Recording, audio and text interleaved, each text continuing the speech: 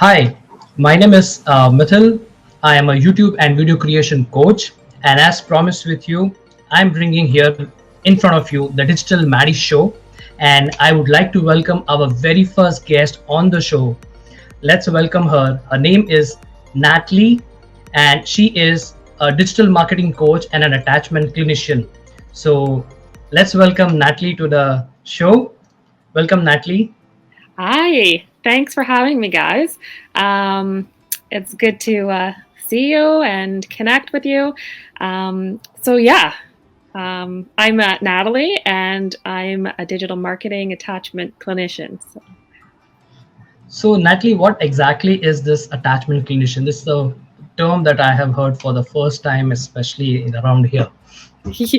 Right? Yeah, it's not a very common term. It actually, the attachment clinician portion is what I was doing prior to coming into the digital marketing field. And so I realized pretty quickly, wait a second, people haven't discovered this piece. This is like a new thing that people kind of do a little bit. They talk about know, like, and trust, but they don't talk about a little bit deeper behind that being attachment. And so attachment means, I'll try to give you an image so you can feel what it means. Because attachment is all about feeling. Attachment means when you go to an airport and it's maybe your first time, and it might not have to be an airport, just any setting where it's been your first time, but I use the airport. When you're going, you have all these signs and you're supposed to read these things and you're becoming overwhelmed. You're on a time crunch and you got to get places, but you have no idea where you're going or what to do. And there's so many people. All these things are so overwhelming to people. And so what I've discovered is if we can support people with know, like, and trust and go a little bit deeper with calling it attachment, then that sense of overwhelming, that the huge overwhelming feeling goes away. So I look at it like if you were in the airport by yourself versus if you have an attachment person with you. So if you add your partner or you add like a trusted parent or uncle or somebody that you know really well, now your level of being overwhelmed comes down. And you can now suddenly, plan and see things clearer, and you're not so panicky feeling. That's what I want to create for other digital marketers. Giving them that secure attachment, I think is huge. So that is attachment. Great. So people feel secure. That's right. We want to make sure there's a secure attachment. If it's an unsecure attachment, that feels like the guy standing behind you getting gas, right? Like, you don't know this guy. He's not securely attached to you in any way, shape, or form. If you're in the airport together, you're both going to be panicking. That's not helpful to you. You want to make sure that there's a secure attachment person walking with you in your journey. Absolutely. So that's what I teach. That's the reason why. Yeah, so that's why you are focusing on supporting coaches, service providers, affiliate marketers on their understanding of interpersonal communication and attachment. Lovely. So, Natalie, if I have to ask you, what's your favorite quote that probably inspires you or keeps you going? My favorite quote, I would say, goes back to when I was quite young. I remember reading it at school. We had these quotes of the day that you have to read. And the quote that was mine that I ended up having to read was, if you could see yourself, you would deny it. And it took me a while. It took me almost half a day to figure out, what are they talking about? Like, if I could see myself, I would deny it? I wouldn't. It's myself. Clearly, I could see myself, and I know it's me. Okay, my hair's like this. I can see myself. And then I realized, no, they're talking about the ability to be self-reflective, to be able to say, did I handle that situation with integrity? Did I handle that situation with good values and morals? And if I can look back on my day at my actions of myself, would I be happy with that, or would I deny it? And I was like, wow, for a kid that's only, at the time, I think I was, I was probably only 11 at the time. And so to discover self-reflection at that time, I was like, wow. So it has really something that stays on my forefront. And all that I do is do everything as if at the end of the day you need to reflect on yourself and what you have done, and know that you couldn't have done anything different or anything better. And that's, I think, for me, it's the basis of being a positive and great human being. Wow, lovely, lovely. So, as rightly said, that what you are doing is trying to create a secure place for all the digital marketers.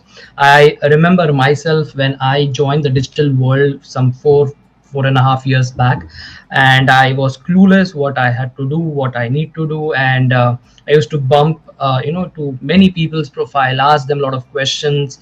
There were few who were very helpful. They guided me. They told me a lot of things. But then there were few who straight away, because it's more of business and people are very straightforward. So I think it's good that you are doing it, because many people do need support. So everyone who is watching this video or listening in on my podcast, this is one of the most important thing required, and she is the right person for that. So let's move ahead into the interview, and let me ask you the first question. Natalie, can you just share me something more about your journey? Oh, so my journey, this is a cool one. I think it's cool because everybody has their journey, but I feel like mine really is quite unique. So I started probably back in grade 3 when I discovered my teacher really sucks at interacting with her students. Not just all the students, she was okay with most of them, but there was one particular boy that she really struggled with. And every day she would say something, and that would create this humongous explosion. So this kid would have like anger management problems, and he would scream and he would throw the desk over, and it would be like explosive every day. And so I remember thinking, geez, this teacher just doesn't get it. Like, that's the things that she says and the things that she does triggers this child. Like, does she not know? And does she do this purposely? Or what's going on with this? And so I remember asking her, when this boy leaves this classroom, where does he go? And she said, oh, he goes to the resource room down the road, like down the hallway, and he gets support from a teacher. And I was like, what's her name? And she's like, oh, it's Mary, or whatever her name was. And I'm like, no, what is the name of her job that she does? And she was like, oh, and she must have told me the name. Oh, she's called the resource teacher. I'm like, okay, but it doesn't tell me what I want to do for my career when I get older.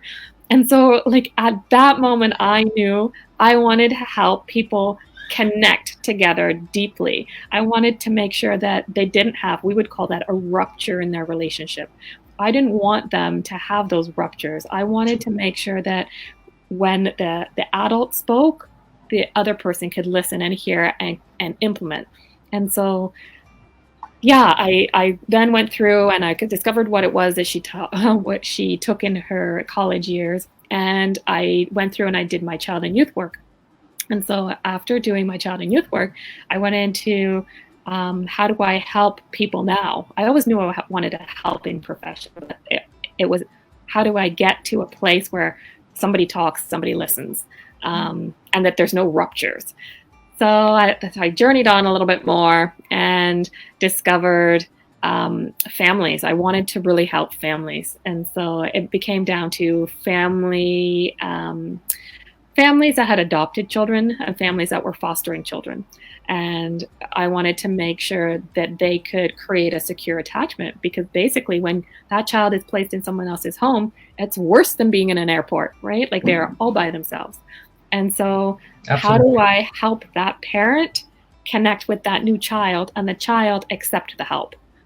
Basically, I had to do a whole lot of work around attachment, nervous systems, and psychology, and figure out what kind of training would be specific enough to target that. And so, yeah, then I discovered I don't like 9 to 5. I want to be home with my kids. If I'm teaching this stuff yet not practicing this stuff, I probably should change that. And so I decided I wanted to be home with the 3 kids. And then I was sort of stuck with that challenge of, how do I go into the digital marketing field with the skill set I have? Like, I'm confused. So that was kind of how my journey expanded along the way. Yeah. Great, great.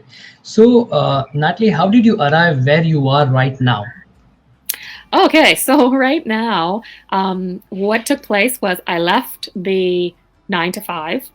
I decided, okay, digital marketing is for me. I think I know how to do this.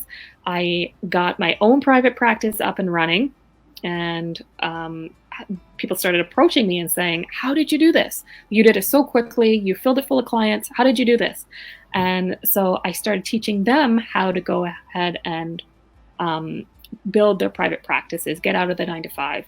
And I loved it. I was like, man, this is where my passion is. I like this. I'm helping people. And so from there, I then moved to, I was helping them. I had not discovered affiliate links yet. And so once I started realizing the places that I'm sending these people have affiliate programs, I should probably just get links to these programs. I'm referring them anyway. So then blossomed affiliate marketing. And I was like, whoa, this is amazing. I can help more people. Then it bloomed again to these people need help in a different way, not just me pointing them to the right direction to get the services they need. Once they get to that place, they're lost in the airport again. They don't know what to use, when to use it, and they don't know how to approach their potential clients or their prospects. They need that support in using that tool. They need the support in assessing where they are in their journey because it's confusing and shiny object syndrome gets in the way, and they just can't focus. So then I realized, wow, this is actually exactly like it was with my families. They now have this foster child course that they want to create or something that they want to create and help people. Yet there's this gap between being able to help these people and creating this course. Both are wondering, the course creators are wondering what their prospect needs, and their prospect is wondering, how do I get to the course? So we need to bridge it across. Yes. I realized that bridge was lacking, and often the course creator would say, prospect, come here, and the prospect would be like, I'm not sure what you're offering me. I don't know if this is a trick. Am I being bamboozled? I don't know if I should come towards you, or and so then we chase them. Like the coaches end up like really trying to speed things along and tell them, no, this is what you need. I know it's what you need. And yeah, then that's attachment. The rupture in the attachment happens, right? We have this chase after you parent and this child who's like, no, I'm not going to listen to you. Get away from me. So I quickly realized that they're very relatable. True. So, Natalie, how has your past skill set have been helpful to your digital marketing business? I would say that was just in recognizing that this is a rupture in the relationship, and people can't listen if they are not able to know, like, and trust us. And so, like, I pretty quickly learned, in order to not scare our prospects away and our clients away, we need to have calmness about us. And we can't have calmness if we are struggling to have people listen. So I realized it was a cycle. People are trying to have somebody listen. That person's not listening, and we're not getting results. And so then it goes back to nobody's listening. We're chasing. Nobody's listening. We're chasing, and it just keeps going. And so I realized, in order to stop that, because it feels so much like the parent-child, I could feel it inside me, and I'm like, no, this isn't right. I think this is attachment. I think that we can fix those ruptures, and we can teach how to connect and build a secure attachment. If we build a secure attachment, then the clients will come towards us. They'll feel good. Be like, you're my person in the airport when I'm lost. Like, I just want to be with you, right? So if we can create that, so it starts with me. I start interacting with the coach, the course creator, the service provider, whoever they are. I start with them. And once they're calm, and once we have a plan, and once we're able to map it out, they feel comfortable. They feel confident. And I think that right there goes back to the initial quote that I had, that I help that person be self-reflective. I help that person look at and say, okay, right now, is that client running? Are they scared? Are they, what do you think that that person is feeling? So we go through like a self-reflective togetherness activity, like we assess it all out. And then that person helps their client become self-reflective. And so it's almost like we support each other. So when that coach or service provider gets overwhelmed, it's going to be less because they know I'm with them so that they can move forward. Great, great. Awesome. So, Natalie, one thing is for sure when it comes to digital marketing, it's all about initially the mindset, because if the mindset is right, I think the psychology behind that makes the digital marketer to go on a longer run rather than a short stuff. So what, Natalie, my next question is, what does psychology have to do with digital marketing? Oh, I love these questions. The psychology actually is like a broad term for more or less mindset, right? And so I took neurochemistry, I guess. Part of the courses that I took covered how does the brain work. And so it's digging in to figure out, okay, what are those triggers? What are those symptoms? What are the signs? How do we know that? How does it come across when the person's typing to you? How do you come across when you're inviting them to get on the phone call with you? What are some of those very subtle signs that you need to be aware of to be able to pick up on? And so one of the examples that I can give is like somebody who starts to do this or any kind of movement towards their face is a sign that they're becoming stressed. Their nervous system is becoming dysregulated, and they're starting to send signals. Their brain is starting to send signals that you're not feeling comfortable right now. You're getting overwhelmed. And when we do that, we have to be really careful. Like it's up to us to watch our prospect and make sure we don't trigger them. And since, like in my therapy world, we would just simply ask. And be able to be in the same room as them, right? To be able to do all of these things and know that we have a network of people to support us and all of those pieces that come together. But it's really difficult when you're on the computer with somebody or typing to somebody. So it's important to not trigger them. We don't get to ask people, hey, what are your triggers? Whereas in my therapy world, we would just ask them, do you have any triggers? What are they? Is there anything that I should or should not say, or movements that you don't like, or things that are bothersome to you? We don't get to say that to our potential clients or prospects on here. They would be like, man, what's wrong with you? But yeah, it's important for us to pick up on those signs because often, and when you think about it, we ask a lot of questions as coaches. We want to know where you at in your journey. We want to know, financially, are you where you want to be? It's intrusive, some of the questions. And so we want to make sure that we're not triggering them. And so the image that comes to mind is when you have cleaned your room as a child and you go to your parent to say, Mom or Dad, I've cleaned my room. Want to come check it out? Already you're feeling like, oh, I hope it's going to be good enough. Did I do a good enough job? I don't know what they're going to say. Are they going to catch that like one little area that I didn't focus so hard on? And when they're walking back with you, often that parent is saying, you better be ready. You better have cleaned it the way you should have. If I catch you and you've done this, and you can feel your nervous system become dysregulated. I think everybody knows what that feels like when your parent is about to judge you and about to ask you those questions that are going to make that your nervous system become dysregulated. That feeling is what we want our clients to avoid. So when we ask them questions, we don't want to come across like our parents did to us. And so it's being mindful of how we speak to people, being mindful of what it is. And so part of my specialty is helping people, just like what I just did there, helping them understand this is a feeling. Let's avoid doing that to people. This is how we avoid doing that. And so it's a relatability. So that's how I create an attachment with people. This is how I help you understand that I know what's happening for you. This is the feeling. And then I present the image and present like the feeling to them. And then we feel it together. And that's what connects us. So, and then teaching that to the person so that they can move on. Great. So I think, Natalie, you also covered my next question. That's what's the nervous system we have to do when it comes to approaching clients or prospects. Do you want to add something more into this question? Yeah, I think that the nervous system is part of the vagus nerve, and it's a huge nerve and it's a huge system, and that's what we want to regulate. We want to make sure that when we get on phone calls, we aren't having a dysregulated, are my parents coming type feeling.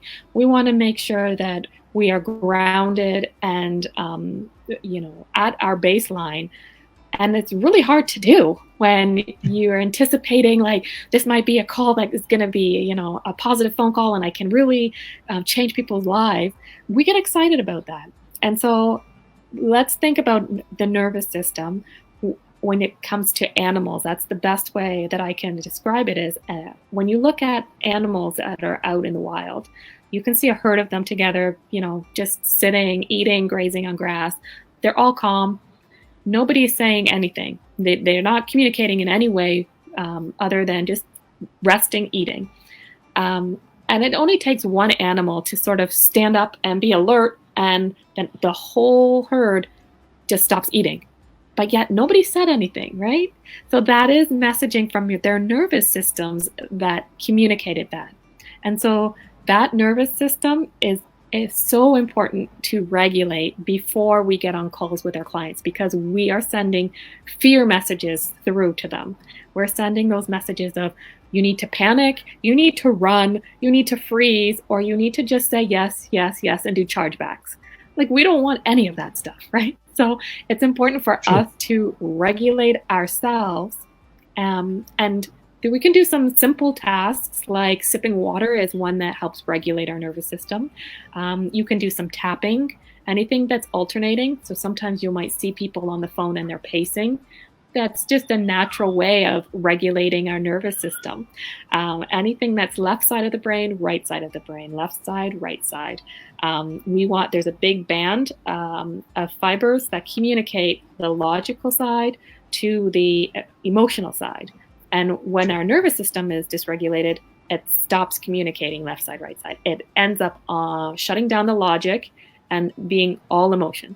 And so we don't want that. We want it communicating. We need logic. We need to be able to answer questions when their prospect is talking to us. We need to be able to get information from the logical side. If we are stuck in all feeling, that comes through, and our prospect fight, flight, freeze, or appease is what the last one is. And so we don't want any of those things. Great. Awesome. So the examples that you are giving when you're explaining all that, they are really awesome and very simple to understand. So I really appreciate the expertise that you have with respect to this knowledge, and the way you're sharing it is truly so valuable. And all the people who are listening to this, they are also going to be benefited out of it. So let me come to the last question, Natalie. What support is needed by an online business owners? Because right now with global lockdown and COVID virus, and everybody's having fear and they're all stressed right now, and yet they have to go ahead and do their daily work and everything digitally. So what do you have to say about that? I would relate this back to when I had this when I was working in my 9 to 5, when I would approach new situations and I would have hard cases, I would have to go back and talk things through. So there's power in talking things out loud. There's power in doing that with another individual, and then self-reflecting, and then going back and making a plan, and it's rinse, repeat, right? And so realizing that I was in a cycle of this is a hard case, what do I do?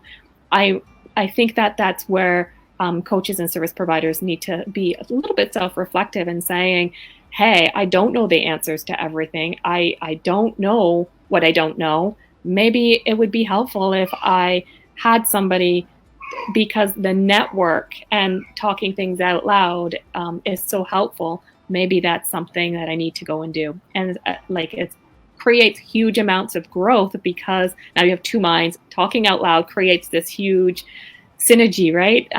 And answers start to come forward, and brainstorming and planning and assessing and implementing. And so it's through that coaches are really able to excel and service their clients in a way that's supported. Sure. So yeah, I think I had given you the link because I am looking forward to working with people, reaching more people, being able to access, like sit down with them and plan and assess where are you at, what do you need, how can I connect with you so that you feel supported. Let's dig deep and find out what's preventing you from moving forward, what's preventing the prospects from coming your way versus you chasing after them. And we just pick it apart. We ask a lot of questions for self-discovery, right? And I always think of it like the image that comes to mind is I don't know what you don't know. So it's my job to discover that with you. And so I hold almost like a flashlight and we go through these caves and we look, and it's a little bit scary because it's self-reflective. You never know what might come up. And so I shine my flashlight on different areas, and what you discover and you pick up is totally up to you. But the questions that I ask help bring forward the realization of, oh, I guess I didn't know that. So it's a cool journey. Great.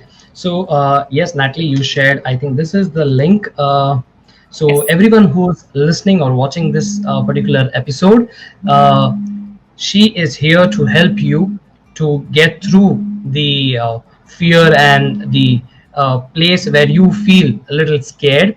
So she will be there handholding you and asking you a lot of questions and guiding you, mentoring you, and bringing you to that desired result that you expect and that you are.